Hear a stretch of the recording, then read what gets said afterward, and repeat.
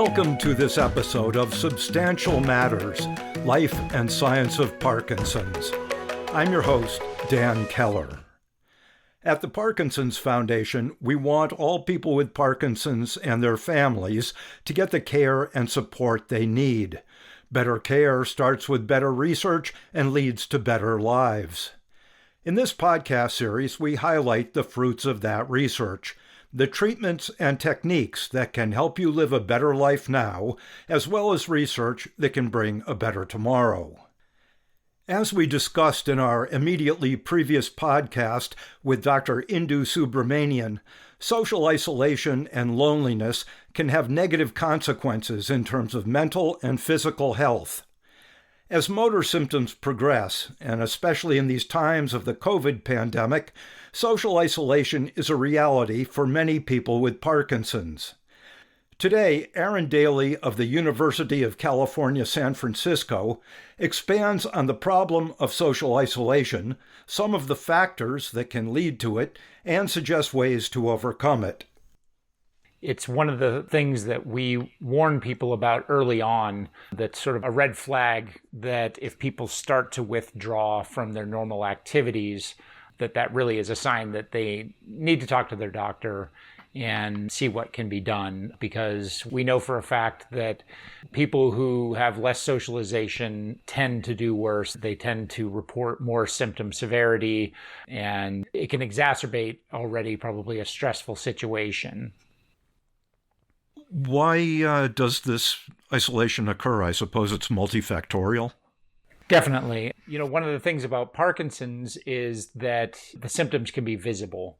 So people may be embarrassed that they have a tremor. They may feel like they are sitting in a room and people are just staring at them and watching their hand shake, or watching them walk across a room, and sort of be shuffling, that sort of thing. So I think that a lot of people tend to feel as though they don't want to go out and be social because they feel that they will be somehow stared at or thought to be infirmed in some way. There also is the aspect that people with Parkinson's tend to have much higher cases of depression and anxiety. And I think one of the major issues with depression and anxiety is that you don't necessarily feel up to being around people. That also can drive then people to isolate.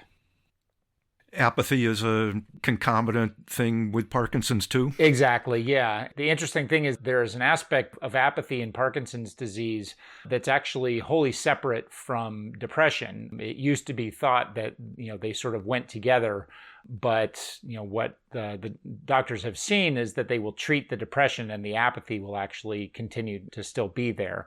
It's a really hard thing to treat, but it is something that we notice a lot in people with Parkinson's. Are there ways to avoid apathy or some steps to take to gradually come out of your shell?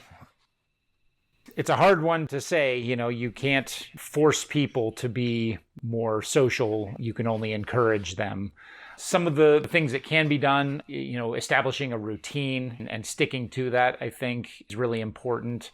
It's the kind of thing where if you force yourself to get up and walk every day, after a few months, you won't have to force yourself as much anymore. It'll just start to be part of your day. The benefits of exercise cannot be overstated for people with Parkinson's. And I think that, something like walking is also something you can do with another person. And so you can actually have two aspects that are both going to be very beneficial, where you are both being social and interacting with another person as well as getting exercise. So something that we really encourage both people with Parkinson's as well as their spouse or their care partner to do is to establish some sort of routine where they go for a daily walk, even if it's just 30 minutes a day. That really can do wonders for both your mental health as well as just keeping your body as sort of independent and flexible and as possible. Are there other things that care partners can do? It's a tough thing. I actually have done quite a few programs specifically for care partners. And, I think that we encourage care partners to be advocates. We encourage them to attend clinic visits with the patient, to ask questions. I think that they are in a really great position to answer questions that maybe the person with Parkinson's themselves can't even see maybe is going on, but that someone who lives with the person might see more evidence of. I think that it is almost more important for the care partners to seek out things like support groups as a way to, one, normalize some of the things that they might be dealing with, but also it's a really great resource for sort of real world solutions. To be able to sit in a room with people that have all experienced things like you are experiencing or close to it, and have someone say, oh, well, we had that same problem a couple of years ago and we did X, Y, and Z, and that seemed to actually help things quite a bit. Because I think too often care partners are in the position where they think that they're sort of the first people or the only people that are dealing with a particular problem, and it leaves them at a bit of a loss. But being able to sit in a room or speak with other people who have had very similar experiences, I think provides a lot of benefit. Loneliness is an emotion. It's not necessarily just a physical state, being isolated from people. So can you address what's been called the alone in a crowd feeling? I think one of the best examples, I have a series of journals that was kept by a care partner who took care of her husband for about 7 years. And she chronicled sort of the day-to-day life and his symptoms and things that would come up. And it slowly turned into almost a therapist for her to be able to speak to into these journals. And one of the things that always really struck me that she wrote about was that there was a particular day when her husband was feeling very frustrated, and that he said that people only see the disease now. They don't see me. They only see Parkinson's. And she said, that must be so frustrating for him, and that's something I really need to keep in mind. And I think that can be part of the big issue with people with Parkinson's and being in the middle of a large group but feeling isolated is that they feel like everyone just sees Parkinson's, that they no longer see the person behind the disease, and that maybe every conversation is going to be somehow dominated by, how are you doing? I'm so sorry to hear that you have Parkinson's. And it's really important to remember, I think, that these are all people that have had rich, full lives and now have a disease that is a part of their life, but it isn't their entire life.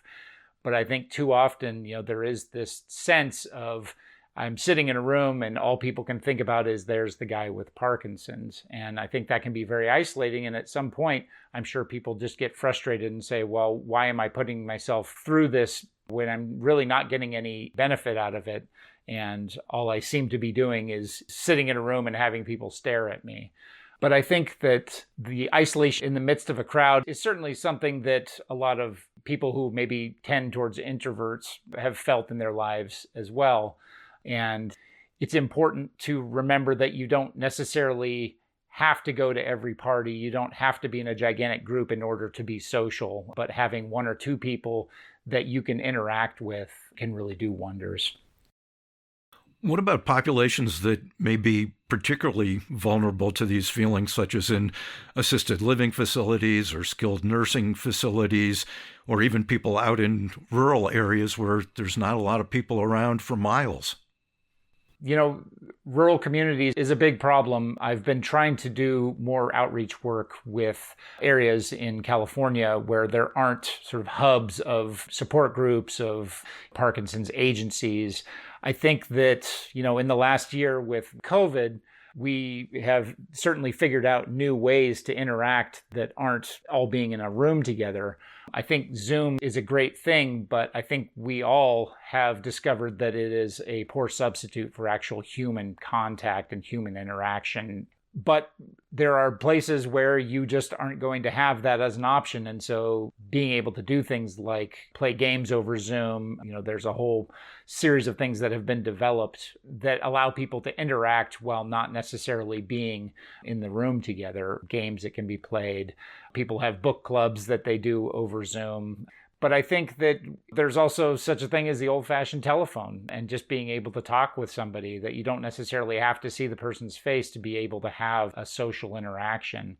For people who might be in nursing home facilities, it can be difficult especially if they aren't necessarily comfortable with technology or they maybe don't have access to technology.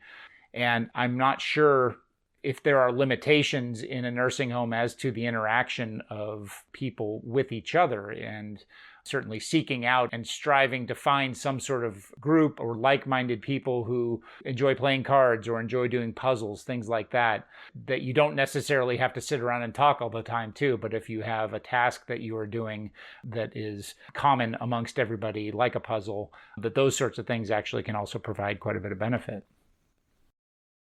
Are there any simple and immediate things people can do to overcome loneliness? Just something to get over a barrier to start doing something?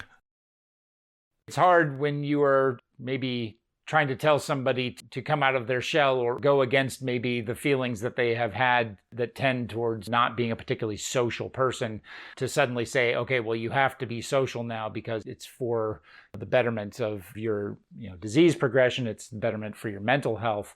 Again, I think it can all start with one thing, and that might be just establishing a routine where if you start to do the same thing every day, sooner or later, someone might notice that and choose to say hello, and that may spark a conversation which may lead to something else. And again, being able to get out and just exercise, to get out and be in the world every day for at least a little while is probably the best first start for that. I think sometimes the spontaneous interactions are more appropriate than planned interactions. It's like, well, why would I necessarily gravitate towards this group? But sometimes you just run into people by doing things. You say, hey, let's get together again. Right. And I think that you become more confident as well as each interaction goes. And, maybe it again starts with one person, and after a month of saying hello to somebody, you stop and you find out more about them. And, another month goes by, and then you feel confident enough to say hello to a different person. And maybe it doesn't take a month for you to then stop and talk to them again. Again, feeling the confidence of being able to socially interact with people and being able to start conversations really breeds more confidence, which can lead then to new directions. Have we missed anything important or anything interesting to add on the topic? Most people just need to be encouraged. One of the things I really have seen in my work with support groups in the last year is that there has been a lot of caregivers who have reported that the people with Parkinson's that they live with really kind of fell off the cliff as far as activity, as far as socialization, as far as exercise is concerned, and that they saw a difference, that people who lost that drive, who lost that regularity of routine, who maybe weren't able to go to rock steady boxing classes anymore where they used to go 3 times a week, were really showing some negative impact of that. And I think that the hardest thing when you fall off the wagon as far as a routine is sort of to get back up and start doing it again. I'm very encouraged that it looks like we might be coming out of this COVID situation, as vaccines become more available, and that people are going to be able to start getting back into some of those social and exercise routines that they had before. But it is worrisome that people without that routine suddenly were not interested in doing anything.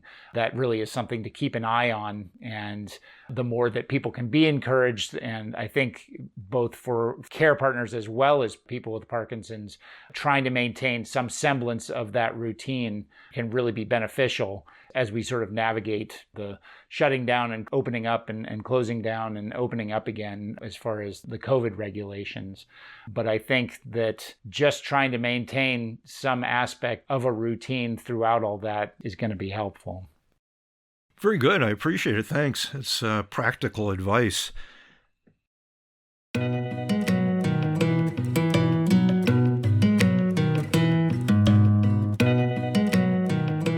If you want to become more socially active but are anxious about it, Aaron Daley suggests doing one activity a week and trying a new activity every month. Try things that challenge you to become more engaged, but that do not put undue stress on yourself. If even starting something small provokes anxiety, reach out to a therapist. Ways to get socially active include asking a friend or neighbor out for coffee, attending a PD support group, volunteering, or taking up a new physical activity. The bonus there is the exercise that you'll get. With COVID around, if you don't feel like meeting in a group, Aaron suggests attending virtual support groups, engaging in multiplayer online games, or meeting one-on-one with a friend or walking partner. The point is to do something and then build upon it. Stay connected and visit parkinson.org/pdhealth to learn more about our PD Health at Home virtual programming, including Mindfulness Mondays, Wellness Wednesdays, and Fitness Fridays. Our Wellness Wednesday social engagement series are hosted the second Wednesday of each month and provide participants with an opportunity to connect with others through art, poetry, music, and more. Many of the events are interactive but are not recorded or archived to encourage participation and open dialogue. Finally, you can browse our list of past podcasts at parkinson.org/podcast. Ones that may be of particular interest are titled Support Group Benefits and How to Start One, How Mindfulness Techniques Impact the Nervous System, The Benefits of Exercise for People with Parkinson's, and Social Isolation and Loneliness. If you have questions about this topic or anything else having to do with Parkinson's, our information specialist can provide answers in English or Spanish. You can reach them at 1-800-4PD-INFO. News and updates about future events and resources are available by joining our email list at the bottom of our website's homepage. If you want to leave feedback on this podcast or any other subject, you can do it at parkinson.org/feedback. If you enjoyed this podcast, be sure to subscribe and rate and review the series on Apple Podcasts or wherever you get your podcasts. At the Parkinson's Foundation, our mission is to help every person diagnosed with Parkinson's live the best possible life today. To that end, we'll be bringing you a new episode in this podcast series every other week. Till then, for more information and resources, visit parkinson.org or call our toll-free helpline at 1-800-4PD-INFO. That's 1-800-473-4636. Thank you for listening.